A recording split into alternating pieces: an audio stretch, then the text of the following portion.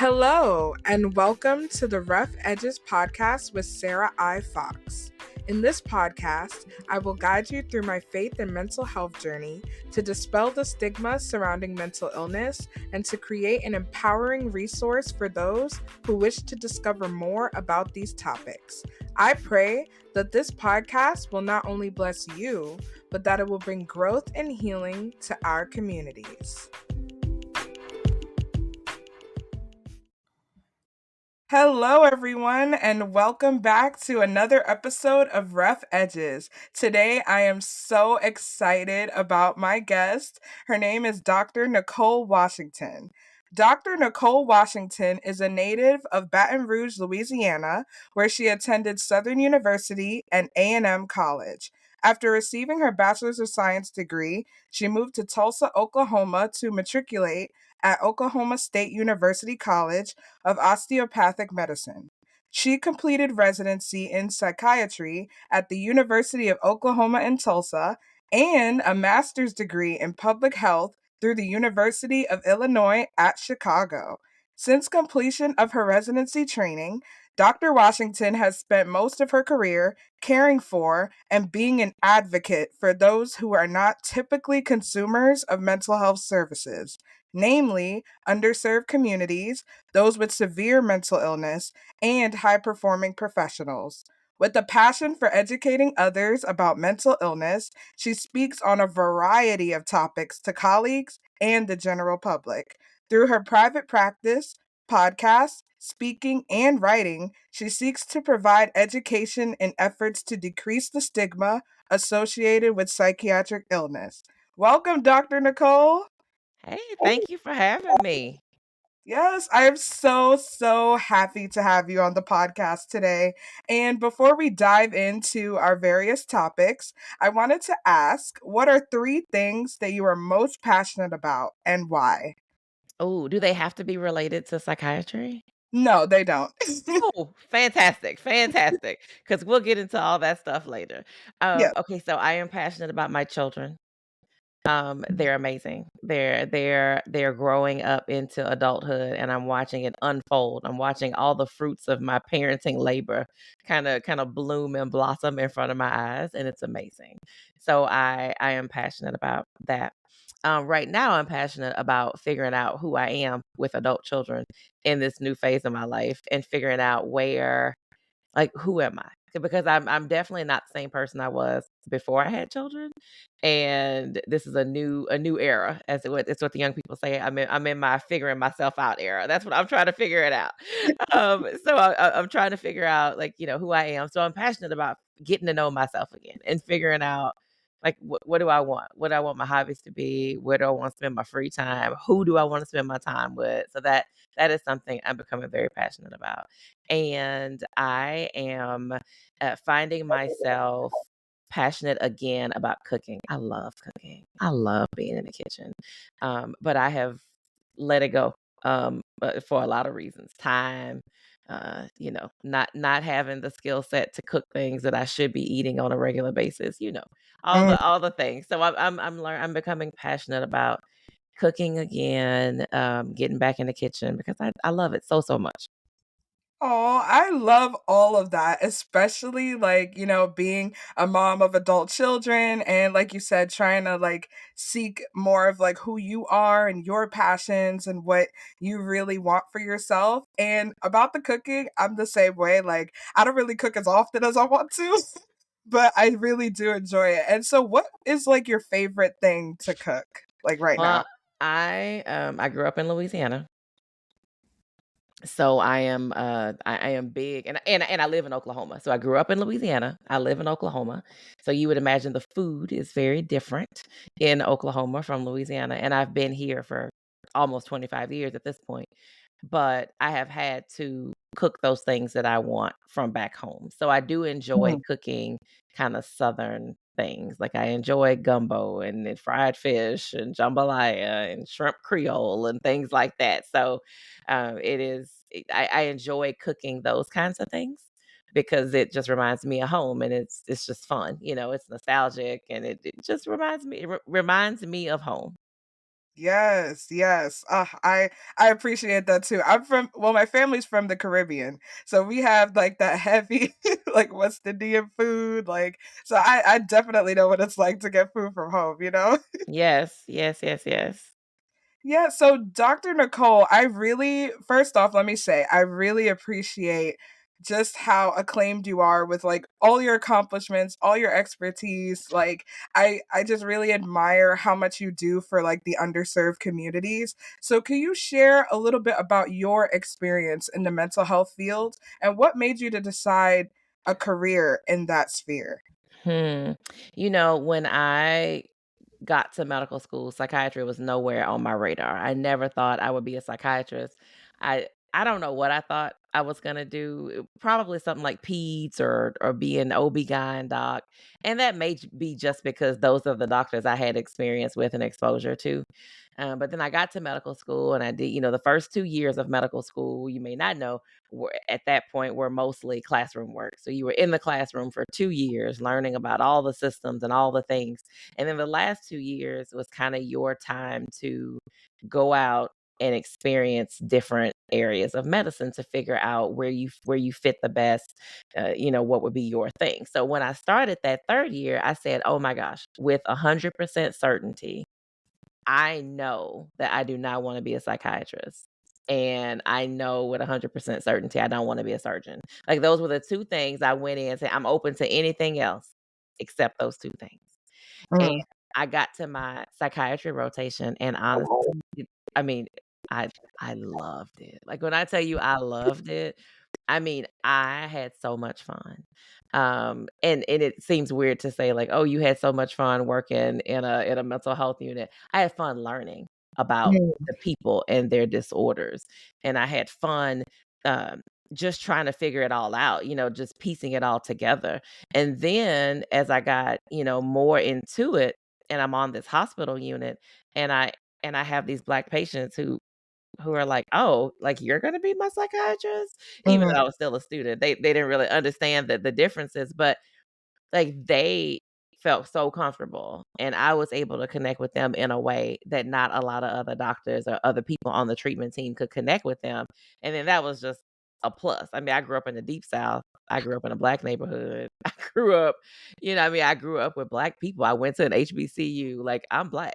So I grew up I went into medicine because I wanted to take care of Black people, and Mm. that was just a space that I could kinda jump into and make a difference, because we mental health is so tricky, and it's so difficult to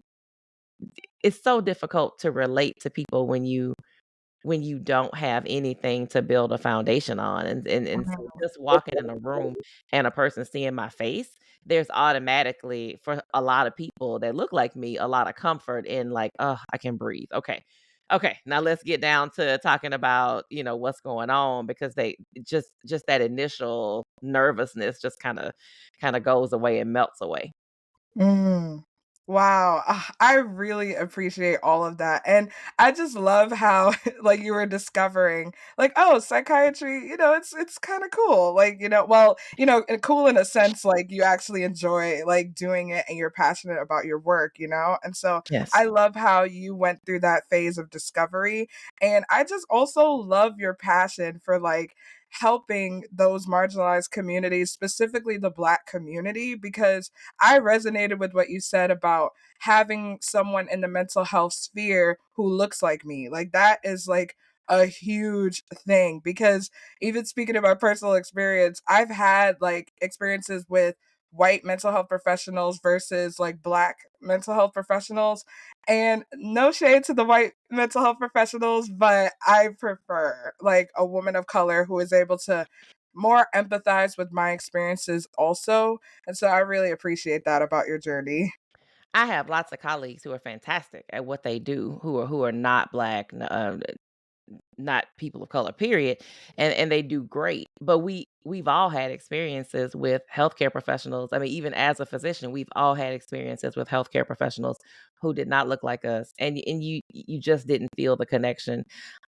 It's very difficult to have to go into a service that I'm paying for and have to explain my existence just for you to be able to help me. It just takes off some of the little getting to know you stuff. Like some stuff, patients say to me and they don't have to explain what it means, or they Mhm. just don't have to go into those extra layers of explanation, and that is comforting, especially at a time when people first go to a psychiatrist or you go to a therapist. You're not usually going in for the first visit saying, "Hey, I'm doing really great mentally. I just wanted a checkup." Like most of the time you're in a not good space. So to Right. not feel well, and then on top of that, have to you catch that person up to your life and all these things, it can be a lot. It's just really overwhelming. Yeah, for sure. And I also like want to speak to the fact that you're right. We don't have to explain the cultural context behind all of it with people who share those cultural experiences with us, you know? And that is like a huge like burden that's lifted off of you because you're like, "Oh, you get me," you know? Mhm. And I appreciate that. Mhm. Absolutely. Yeah, so I wanted to also talk about your own mental health journey and how that kind of influenced your decision to pursue your career path. I growing up, I mean, I have said I grew up in the deep South. I grew up in the South. It just wasn't a thing. Like, mental health was not something we ever talked about. I can remember having losses, friends, childhood friends as a kid, to actually both of these young ladies lost their lives to sexual assaults at the hands of their mom's boyfriends. Mm, And I can remember having these kinds of experiences growing up, but it was never something anybody ever talked about. Nobody ever said, "Oh, you should go talk to somebody." I mean, I grew up in an era and in a time where definitely, you don't go talk to some strange white man about your problems. And I think that's what we thought of psychiatrists, like they were all strange white men, right? That's what we thought. mhm, And we thought, well, I don't want to go, I'm not going to air my business out to this person. That right. doesn't feel safe to do. So it really, it was all suppressed. I mean, everything was like, you just deal with it. You just move on. You just deal with it. You move on. I look back, there are people in my neighborhood who I'm sure now looking back that these people had schizophrenia. And I look back at how these people were not in treatment. The community rallied around them. I'll give them that. The community rallied around them in all their instability and still made sure they ate, and their basic needs are taken care of, but they Mhm. weren't in treatment. And I don't know if anybody ever said, "Hey, have you thought about getting into treatment? Like, have you thought about getting some help?"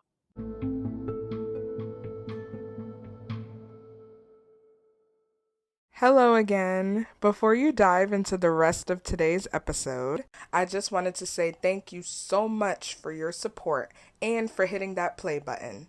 If you want to expand on that support, here are 3 ways that you can do so. 1. Leave a review. If anything in today's episode resonated with you, or you want to share how the podcast changed your life, you can do so by leaving a review on Apple Podcasts or Podchaser. 2. Check out our shop. The Rough Edges shop is a faith based, women of color owned online shop where you can get a variety of products from tote bags, journals, t shirts, crew necks, and more. 20% of the proceeds go to a mental health organization. So check it out at roughedgespodcast.com/shop. 3. Connect on social media. Rough Edges is on a variety of social media platforms, including Instagram, Facebook, TikTok, and more. If you want to connect outside of listening to the podcast episodes, you can do so on those platforms. If you have any more questions or want more information on the ways that I've just discussed, you can check out the episode description or stay to the end for more information. Now, enjoy your episode. We just didn't talk about it. So as I got into, my medical school training, and you get into like, oh, okay, so these people are in the hospital. But what I was seeing is like we're waiting until we're so sick that we need to be in the hospital. Mm, yeah.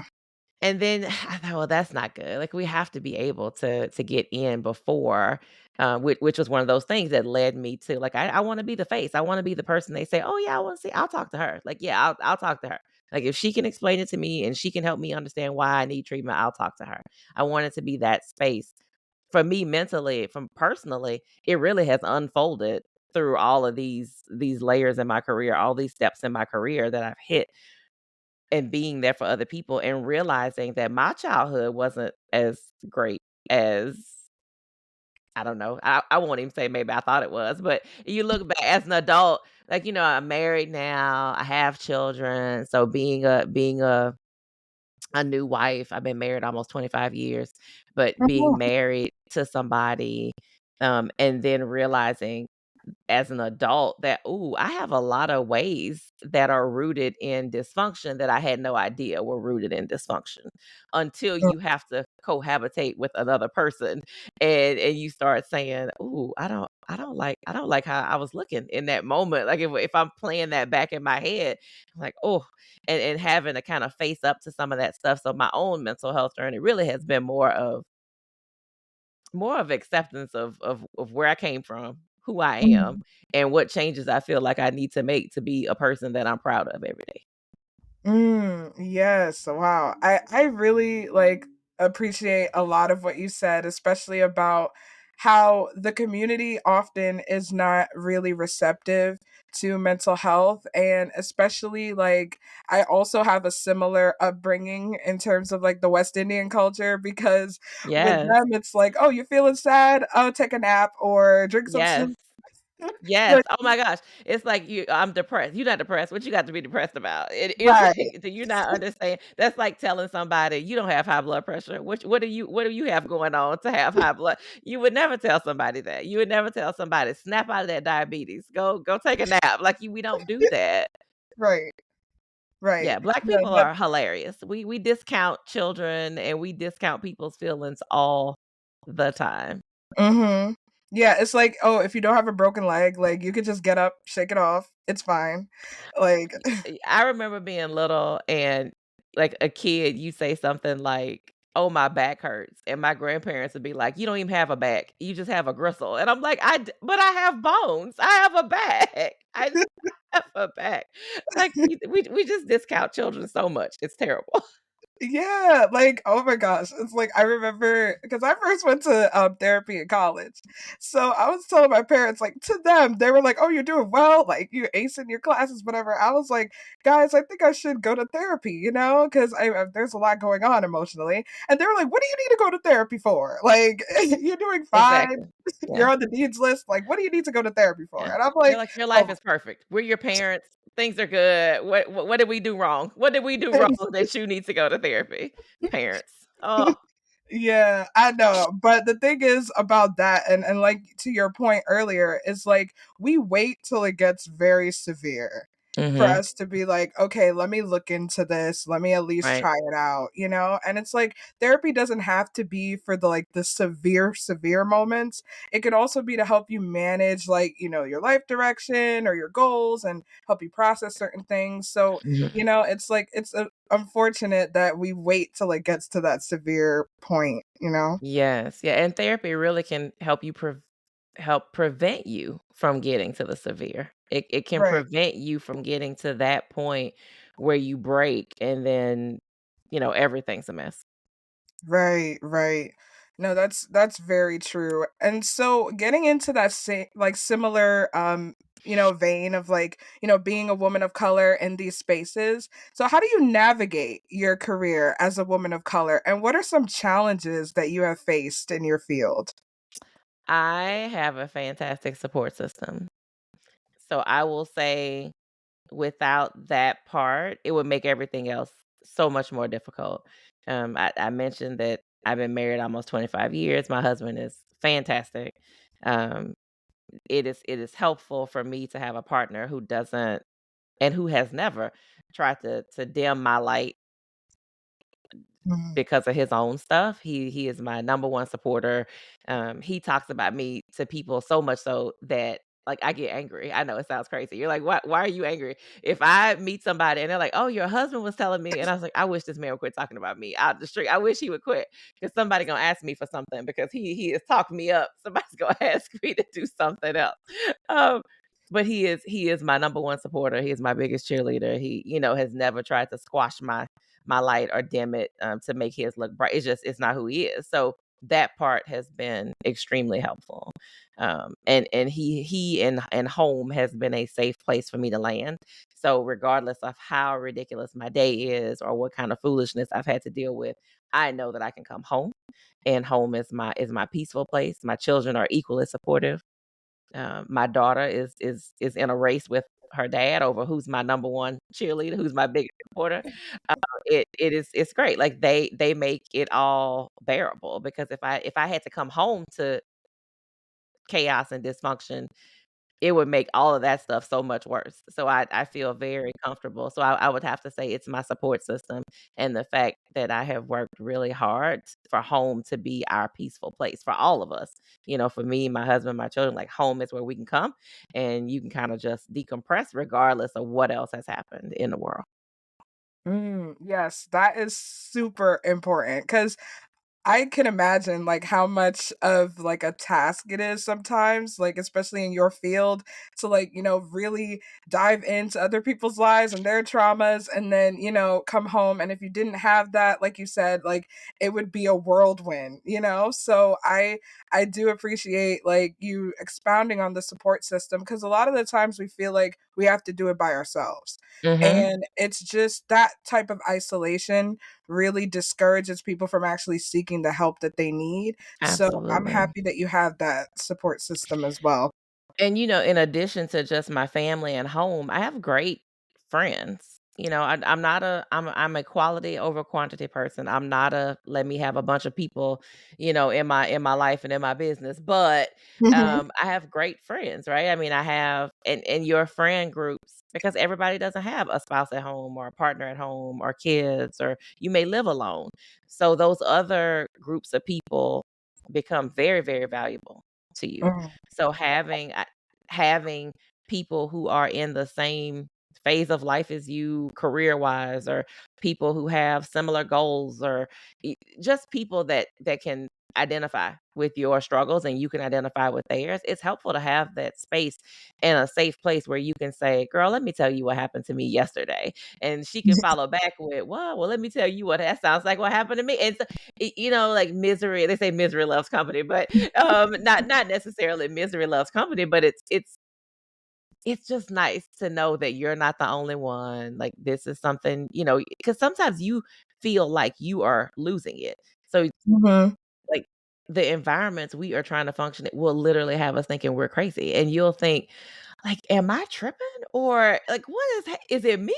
Like, you just don't even know what it is. So it's nice to have those people. So in addition to home being your kind of comfortable, lack of chaos, lack of dysfunction place, also having those friend groups, those colleagues, those just the people that you can go to and spend time with and be able to process through your stuff. That can be very helpful too because we need you need your people. You need to figure out who your people are, and once you do, you need to hold on to them. Mhm. Yeah, I definitely agree with that. That validation is definitely priceless once you get it, you know? Mhm. So I want to shift into like your work with specifically bipolar disorder because a little context for that. I was listening, well, I'm an avid listener of the Inside Bipolar podcast with you and Gabe Howard. And so I really appreciate how you guys just explain like the different aspects of bipolar disorder, and as someone who is diagnosed with bipolar disorder myself, I really found your podcast as like a very helpful resource. So I just wanted to say thank you for that. Oh, that's And awesome. yeah, and also I just wanted to ask, like, why do you think bipolar disorder is so misdiagnosed? Because I think it's hard. Not hard. It is misdiagnosed because, well, it is hard to diagnose. It is hard. It is one of those things that there's so many factors that go into coming up with a diagnosis. Bipolar disorder has ups, bipolar disorder has lows, bipolar disorder has normal mood states. So depending on what information you get or you are able to give to your psychiatrist or the person evaluating you, it may change what it looks like. If you downplay the highs and you only talk about the lows, you may very well get told that it's depression because you Mhm. kind of downplayed the highs. Right. Maybe you downplayed the highs on purpose because you don't want to admit that you're having the highs. Maybe you downplayed the highs because you honestly just don't remember how significant they were. To you, they just weren't that big a deal. Right. And so maybe you just are like, "Oh, no, I mean, nah, nothing like that." So they may get missed. It may get misdiagnosed as depression frequently. Um, it may get misdiagnosed as schizophrenia sometimes, Mhm. because sometimes people can experience psychosis with their highs. Their highs can be so severe, they may hallucinate, they may have delusions, they may be paranoid, they may not be in a good space and be what we call psychotic. And as a Black person, we have studies out there, where Black people were diagnosed with schizophrenia more when likely it was a lesser disorder. Maybe it was a mood disorder with the psychosis, like the bipolar disorder that we're talking about. So there's lots of factors that go into getting misdiagnosed. People's diagnoses change Mm. a lot. So it's not uncommon for somebody to say, I don't know what I have. I've been told I had depression, I have bipolar disorder, I got schizoaffective disorder, I got schizophrenia. Like, I don't know what I have. I've been told all these things. And so it may change based on the history and what you have to what you have to give the person who's evaluating you at the moment. It really speaks to why, to me, out of really most of the mental health disorders, I think it's the one that really benefits the most from consistent treatment. Being with Mhm. someone, getting to know them getting to know you, them getting to see the mood patterns, them getting to see, "Oh, I see what you mean." Them being able to say, "I think this is a high, and you told me you didn't have highs. So tell me about how you feeling today because this is different than what I saw the last 6 months I've been seeing you. Like what is Mm. what is going on now?" But those are things that take time and relationship and that person getting to know you. It's just important to have that consistency. Mm, yeah, that's very true. And I will attest to the consistency because my mother and sister, they have been just like my rock when it comes to like, hey, Sarah, like I'm noticing certain things about you. Like you need to calm down a little bit or talk to your psychiatrist, you know? But that's really important because, like you said, it doesn't feel as big to you when you're experiencing it. Like you could just be like, oh, I'm very productive. I haven't Right. slept in a couple days. That's fine. Like, you know? Yeah. Yeah. No, absolutely. And everything makes sense to you in that moment. I tell people it's kind of, and afterwards, I tell people it's kinda like when you have a dream and you wake up and you can remember bits and pieces of the dream, Yep. but you can't remember the details.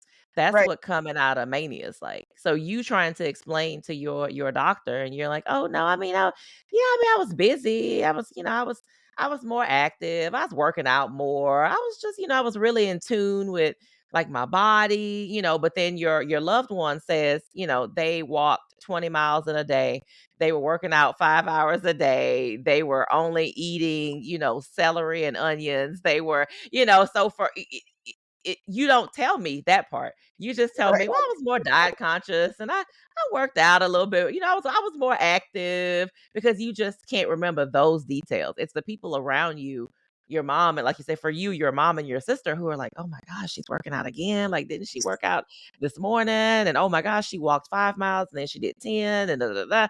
It's those people who can give you the details. So it's important that you have them. I'm glad to hear that you have your mom and sister who I'm sure keep you all the way together. Oh, definitely. Like they are on top of it and they are just I just really love how they were open to researching it because for them, my manic episode was like a very severe time for them as well. And Yes. like you said, I don't really remember like most of it sometimes, you know? And they definitely do. So they're just like on top of it. They're like, "Hey, did you take your medication? Did you call in that prescription? Did you call your psychiatrist?" Like they're like all over it. So I really appreciate that. And I'm sure they get on your nerves sometimes. I'm sure Oh, that sometimes you're like, "I'm a grown woman. You do not need to ask me." Walgreens reminds me that my pharmacy is due. I don't but Walgreens reminds me that my prescription is due. I don't need you to also remind me that my prescription is due. But they love you, so and true. that shows, that shows. Yeah, yeah. No, that's so true. Sometimes it's like, okay, yes. Yes, I did. Don't even before they ask sometimes I'm like, "Yes, I refilled it. It's okay." Start taking a picture of the bag when you pick it up. Like, "Don't even ask me. I got it. Don't even ask. I have it." Yeah, but you're right. It's all out of love, but sometimes it's like, "All right, guys, it's okay." Like I can manage, you know? Yes. But yeah, I also want to kind of get back into like, you know, since in light of this, at the time of this recording, it is Black History Month. Mhm. And I just wanted to highlight some of the aspects of like Black mental health and how our community kind of views it, and, you know, what are the sometimes challenges and aspects of that we deal with. And Mhm. so I wanted to talk about the strong Black woman or the strong Black man trope that is always prevalent in our community. So, like, what are your views on that specific thing? And how do you think that affects our willingness to seek mental health treatment? Oh my gosh. Let me take a deep breath. Let me take a deep breath on that one. We have a lot of work to do. I think we have a lot of work to do. And honestly, we just have dealt with so much for so long and functioned through it and really haven't had the luxury to focus on our mental health or wellness or self-care. I mean, the ability to even be thinking about those things is it's a luxury. It Mhm. is something that our grandmothers and our moms to some degree it wasn't something that they had the luxury to focus in on. I mean, was the were those kinds of things. Their mental health and worrying about those things, they were surviving. So for us to be in this space, I think it's important that we kinda show some grace to those people who came before us, Mhm. because a lot of us are dealing with a lot of the negative consequences of being raised by our parents actually and our grandparents and we're dealing with that and it hasn't always been positive. I mean, it hasn't always been positive, but I think we can at the same time say it wasn't always positive, but we can understand, like, where they were coming from, what was going on with them, Mhm. and we can't expect them to see why we think treatment is necessary or why we think therapy is valuable. We can't expect that from them, and we don't need it from them because 'cause we're grown now. So we Right. don't need that. Like, we can make our own decisions. You don't have to agree. That's fine. But I'm letting you know this is what I'm doing. Mhm. And honestly, I think it's younger generations who kinda open the idea up to the older generations because they see you like, "Oh, she's not as angry, and she looks very happy, and maybe this mental health thing is maybe this is something." But we have to be kind to each other. We have to think about the words we use with each other. We throw the word crazy around a lot. Mhm. We throw going back to bipolar disorder and why nobody has an idea of what it is because we throw bipolar disorder around. Somebody has mood swings or is an irritable person and we're like, "Oh, that girl's bipolar." Well, Mhm. maybe not. Like, just being angry doesn't mean you have bipolar disorder, but we, Right. we throw words around a lot. I think we just got to be there for each other. We got to let people be. We Yeah. got to quit minimizing each other's stuff. Like, "Oh, girl, you not depressed." "Oh, girl, don't nobody wanna hear that." Mhm. Somebody confides in you, like, I just sometimes feel like my family be better off if I wasn't here. Girl, that's crazy. Don't talk like that. What you cooking for dinner? Like, we just gloss on past it. Like, we have to stop doing that kinda stuff. Right. And we just gotta just got to be open, right?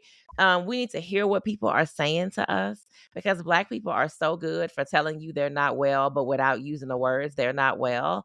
Mhm. How many times have I heard older Black women say, "Ooh, my nerves bad." Like, what does that mean? Like, I can't. "Ooh, Right, my nerves bad. I can't. Oh, I can't do that because my nerves. Oh, my nerves too bad for that." Anxiety, just anxiety, anxiety, anxiety. But right. you ask them, or do you have anxiety? No, I don't have anxiety. But you always talking about your bad nerves. Like, what is Right. that? We talk about nervous breakdown. Oh, I had nervous. What is a nervous breakdown? As a psychiatrist, that word means nothing to me. There's no definition of a nervous breakdown. But what does it mean to you? Like, what words do you have to describe what happened to you? Mhm. We just and if we talk about it more, I think it'll be more commonplace for us to feel comfortable talking about it, and for us to feel comfortable supporting each other through it. So I think we just have to get more comfortable. And the pandemic really, I think, shown us that a lot of us weren't well, and it got so big that we didn't have a choice but to talk about it, because we were all Mhm. struggling. Like, everybody was struggling with something. And so I Yeah. think we've started talking about it a little bit more, and I'm hoping we continue to talk about it, because this whole, like, I gotta be the strong Black woman. I don't wanna be strong. Like, I wanna be soft. I wanna be Same. strong when the occasion calls for it, but other times I wanna be, like, super soft. Like, my husband will tell you in the evening sometimes, I can't even figure out what I wanna eat. I'm like a child. I am like, we go to a restaurant if I've had a stressful day, I am sitting there like, I can't figure out what to eat. He is literally going through the menu with me. Like, "Look at this side. Do you want anything on this side? Does anything over here look good?" And I'm like, "No." And he's like, "Okay, don't look at that side anymore. What about this section right here?" And I was like, "Oh, that looks kinda good." He's like, "Okay, keep that in mind. What about up here?" Like, I cannot even work my way through a menu, and I'm perfectly happy not being able to work my way through a menu. I am happy, Mhm. not being able to do things. I'm in charge all day. I don't wanna be in charge sometimes. Sometimes I wanna not be, and that's okay.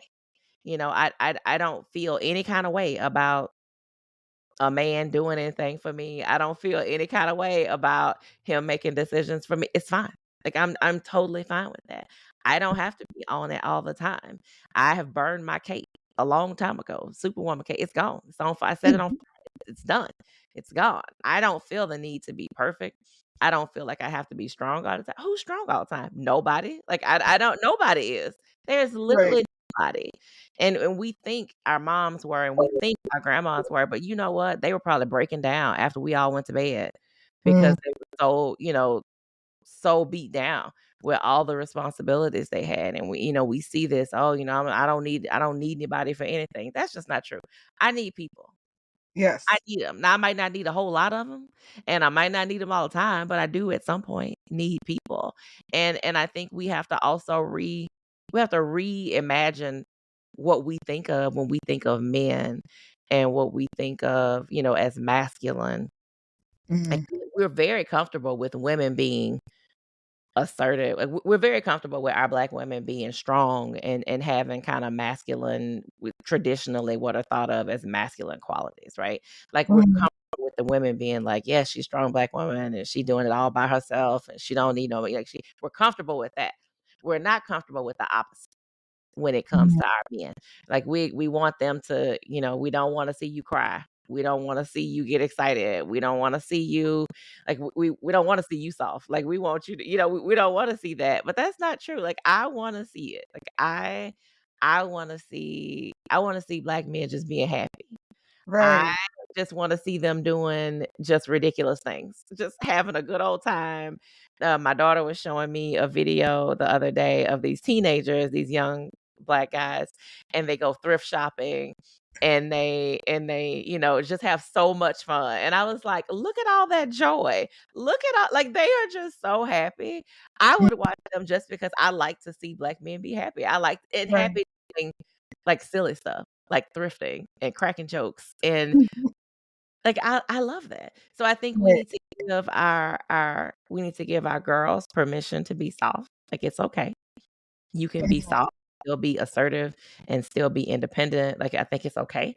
And we also need to work on giving our young men the room and the space to be happy. and to not be hard all the time, and to be emotional, and to show their emotions, and to be able to talk through their emotions without being seen as soft or whatever other word we want to use. But like, we have to start that when they're little, and that's Mhm. how we'll see the change. You can't wait until somebody's an adult and their whole life told them, don't cry, men don't cry, don't show your emotions, don't be soft. And then when they're 40, expect them to figure it out. Like, that's just not how it works. But what we can do is, when we have our little boys and our little girls, and we can instill those things in them early, so they grow up as that's their way of life. Like, oh, I'm a man and I can be strong, but I can also be sad about stuff, and I can be so happy that I'm drawn to tears, and that's okay. Like, these Right. things are good, but we got to start that when we're little. We can't wait until we're grown to try to fix a lot of that stuff. No, absolutely. I agree with that. And I also love what you said about like there's this generational like disconnect sometimes because even like what you said about we need to be gracious, to the older generations because they're operating on what they were taught, you know? And it's like a lot of the time sometimes I have to explain like to my mom like, "Hey, like this is how I can verbalize like what I'm feeling and it's okay if you could do the same?" And I think we've gotten comfortable as a community with just having to fight all the time, like fight to be Mhm. heard, fight to be Exactly. seen. Yeah, and it doesn't really like it harms us in a way because it's like while we're fighting all the time, we're neglecting really important aspects of ourselves and our mental health that is just like we're afraid to be vulnerable sometimes. We're afraid to like, Mhm. express those feelings. And it's a fine line. I mean, it is a very fine line. It sounds like in your case, your mom is willing to meet you halfway. Your mom Mhm. is willing to be uncomfortable, because I can only imagine it's very uncomfortable for her to talk about her feelings, and to be Yeah, able to not pop off and tell you, look, this is just what it is. Like, I mean, that's really hard for black moms for sure. I guess it's really hard because yeah, that's not what they know. I mean, it's not comfortable to them. But at least your mom is trying. yeah, And there is a fine line between being gracious to our older generations and letting them abuse us too. mhm, Because sometimes we give people excuses, and we're like, well, that's just how they are. mm, That's just how that person is. But sometimes our older folks are damaging to us. Like, they were damaging to us as kids, and they continue to be damaging to us. right, right, yeah. Sometimes you have to sit in what you're feeling, you have to experience it, like, don't let it overwhelm you, but actually Mhm. acknowledge that it's there and just, like, try to manage it, but don't dismiss it right away, you know? Yeah, yeah. And move forward in a way that it feels better, Right. right? Like, don't move forward and continue to fight. Right, right. Like, why do we everything can't be a fight? I just refuse to live my life where everything is a fight. I can't. I can't. I cannot. I cannot. I cannot. I cannot. Yeah, no, definitely. So, what would you say then to a person of color, specifically like a black person who is hesitant about even like going to therapy? Like, what would you say to them to like get them to be a little bit more open to doing so? You can't do it by yourself. If you could, you'd feel better already. I mean, I think for I mean, the honest to God truth is, if you are depressed, if you are not able to enjoy life, if you are just going through the motions, if you think about, when did I last enjoy something? Like, when did I last laugh? When was I happy? Nobody's Mhm. happy all the time. Nobody's saying you should be happy all the time, but when the occasion calls for it, can you be happy? If you're doing something with the people you love and care about, or with family, and you don't enjoy it, Mm, or if you don't feel present, you don't feel engaged, you just are going so that, your mom isn't asking you why you weren't there. If you just can't, it's time to go talk to somebody. Life is too I mean, it's too short, but it's too long for you to go through it miserably. Like, I mean, right. it's just too long for you to not be able to enjoy the really great parts of life. Like, there are some great parts out there. And if you can't see them because you're so cloudy with all the depression or the anxiety or whatever it is, then you need to talk to somebody to help you work through that stuff. Mm. Yeah, that's very, like, crucial, especially with, like, recognizing, like you said, the signs. Like, if you're not enjoying or at least, like, trying to manage, like, those, like, emotions because sometimes emotions can be difficult and things that you're going through can be very tasking on your mental health, and it's just like, how do you navigate that? And a lot of the times, it's like, you could only do it by yourself for so long, like you were saying, you Mhm. know? Some of the things that we learn growing up are not things that were spoken to us. Like, Right. we learned from our parents' behaviors, our aunts and uncles' behaviors, our grandparents' behaviors. We learn how to be adults from the adults around us when we're kids. Like, that's what we learn. And sometimes we learn some really terrible habits. Sometimes we learn some things that we have to unlearn, Right. and therapy can be a good way to help you unlearn. I mean, there are a lot of people I see who say, "I don't get along with my mom. Like, we don't get along. I don't like who she is as a person, but I be doggone if as a parent, I don't find myself sometimes acting like my mom, and it's hard to not repeat those behaviors because it's just so ingrained in you and you don't realize it. Sometimes you need some help to get through that kind of stuff. Mhm. Yeah, I definitely agree with that. So Dr. Nicole, I want to thank you so much for joining me on the podcast today. But before we go, I have one last question for you. All So, right. so what advice or words of encouragement do you have for people who are struggling to manage their mental health? Don't give up on you. Um, just don't give up. I mean, do not give up. It is easy to get frustrated with the system because the system is maddening. I mean, I'm frustrated with the system and I work in the system. I have attempted to help loved ones maneuver the healthcare system, and I've been so frustrated. I've wanted to give up, but Mhm. you can't give up because if you give up because you can't find a pace, you can't find the right person, you can't you can't get in for 3 months, you can't, whatever the can't is, just don't give up because at the end of the day, you're only hurting you by giving up. And they're really big barriers in the moment, but sometimes they're really small things also.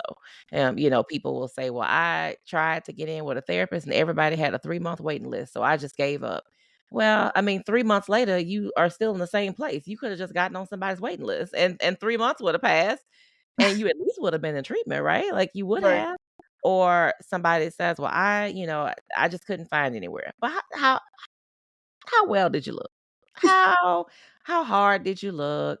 And I get it. The system has failed us in a whole lot of ways, and we don't trust it, and we're not sure about some of the people that work in the system, but you just cannot give up on yourself. If you don't like that therapist, if you guys aren't clicking, just don't give up on therapy, period. Don't say, "Well, I'm just never gonna go to therapy again because I had one experience that was terrible," but work Mhm. on trying to make it a meaningful experience. I mean, it's hard. So the one piece of advice, just do not give up because at the end of the day, you're the one that suffers when you do.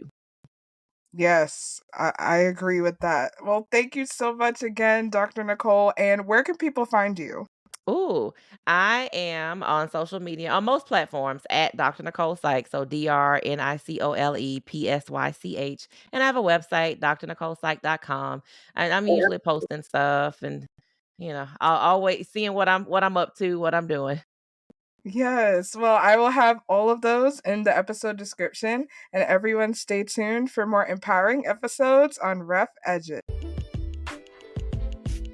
Thank you for listening to another episode of the Rough Edges podcast with Sarah I. Fox. If you want more updates on the podcast, you can follow on Instagram at rough.edges.podcast, or you can visit the official podcast website at roughedgespodcast.com. Thanks again for listening and have a wonderful day.